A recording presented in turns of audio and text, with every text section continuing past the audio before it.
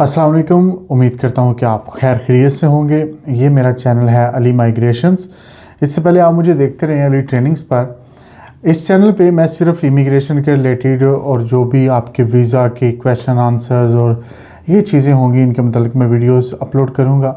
हमारा दूसरा चैनल क्योंकि वो एकेडमी के रिलेटेड है, वहाँ हम ट्रेनिंग देते हैं हाइट्स की, लैंग्वेज सर्ट की, इस वजह से हमने इसको सेपरेट किया है।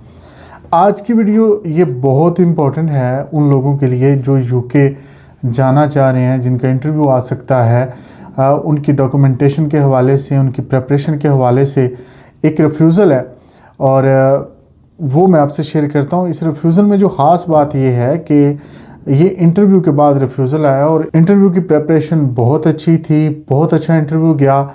छोटी सी एक दो जो मिस्टेक थी उसने कितना काम ख़राब किया, और वो मिस्टेक भी मेरे लिहाज से या जो जिसने इंटरव्यू दिया उसके लिहाज से वो मिस्टेक नहीं थी, लेकिन वो जो इंटरव्यू लेने वाला था उसने कैसे जज किया ये देखिएगा। हमारे पास जो पहला क्वेश्चन है, जो जहाँ से उसने जो बड़ा ट्रिकी क्वेश्चन उसने किया, उसने कहा what type of establishment does your sponsor operate. आपका जो स्पॉन्सर है, जिसने आपको स्पॉन्सर किया वर्क वीज़े के लिए, जॉब ऑफ़र की है, वो बंदा क्या चलाता है, कौन सी कंपनी चलाता है, इस्टेब्लिशमेंट, कंपनी, होटल, कोई भी चीज़ जो जिसका वो ओनर है वो क्या चीज़ है। अब यहाँ जो स्टूडेंट थी उसने आंसर दिया रेस्टोरेंट एंड टेक अवे। अब यहाँ से ही वो जो वीज़ा ऑफिसर था उसने और मज़ीद फंसाने की कोशिश की। उसने पहला क्वेश्चन ही इतना ट्रिकी किया है, उसने कोई आपकी रिस्पॉन्सिबिलिटीज़ नहीं पूछी कि आप क्या करेंगी, जब आपको एक्सपीरियंस कितना है, क्या काम किया हुआ है, कैसे खाने बनाएंगी, वो कुछ नहीं पूछा उसने।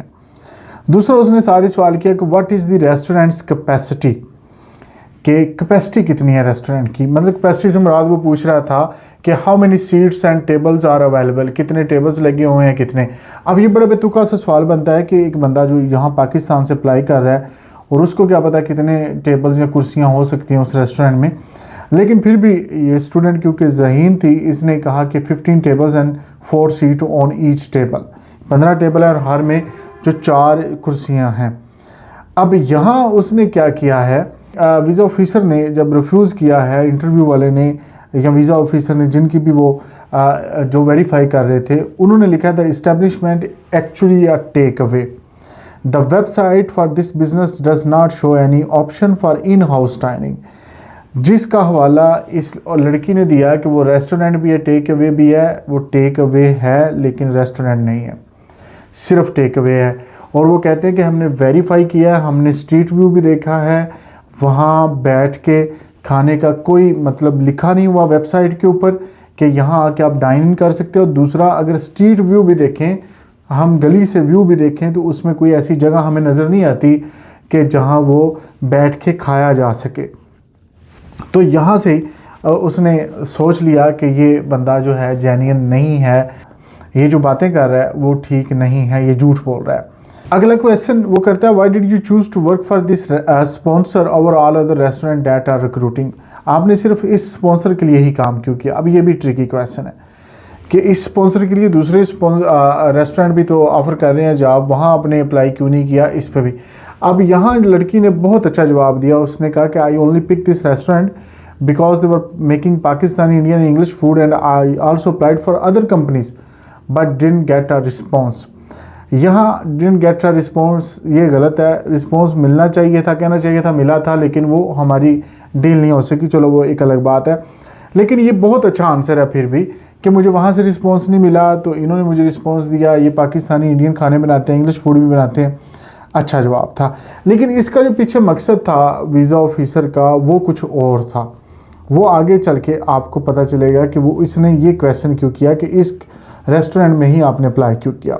अगला, इस क्वेश्चन को और मजबूत करने के लिए वो कहता है have you applied for any other jobs in UK. क्या और जॉब्स के लिए भी अप्लाई किया है आपने यूके में। लड़की जवाब देती है yes, before this job I have applied for other jobs but didn't gate reply. मैंने और जॉब्स के लिए भी अप्लाई किया। आम तौर पर ये बहुत अच्छे आंसर्स और अच्छा इंटरव्यू इसको कंसीडर किया जाता है, लेकिन आगे चल के वो पूछता है where will you be living in the UK, can you give me the full address. आप यूके में कहाँ रहेंगी, मुझे अपना एड्रेस बताएं। अब यहाँ जो एड्रेस इस लड़की ने बताया वो एड्रेस मिलता था उस बंदे से, जो उसका अपना जहाँ वो रह रहा था, जो मालिक था वो रह रहा था उसी एड्रेस का इसने बताया। और इनको कहीं ना कहीं से ऐसी हिंट्स मिली हैं कि ये फैमिली इंट्रेंस है। ये दूसरा केस मेरे सामने आया है कि वो एड्रेस मैच होने की वजह से प्रॉपर जो वेबसाइट को ना देखना या वहाँ जाके रिसर्च ना करना वेबसाइट की, ये दूसरा केस है जिसकी वजह से ये मैं देख रहा हूँ फैमिली इंट्रेंस की वजह से रिफ्यूज़ हुआ है कि अगर आपका वहाँ कोई रिश्तेदार है, वो चला रहा है कंपनी, तो आपको वो स्पॉन्सर करता है, तो ये फैमिली इंट्रेंस समझते हैं और इसकी वजह से ये रिफ्यूज़ करते हैं। तो वो कहता है जी मैं सेटिस्फाई नहीं हूँ, आपने बिल्कुल एग्जैक्ट वही एड्रेस बताया जो उसने अपनी कंपनी में मेंशन किया हुआ है, जो हमारे कागजात में हमारे पास उसकी डिटेल मौजूद है, जो आम वेबसाइट पे या कहीं नहीं मिलती। तो आपने सेम वही बताया कि मैं वहाँ जाके रहूँगी, तो ये कैसे मुमकिन है।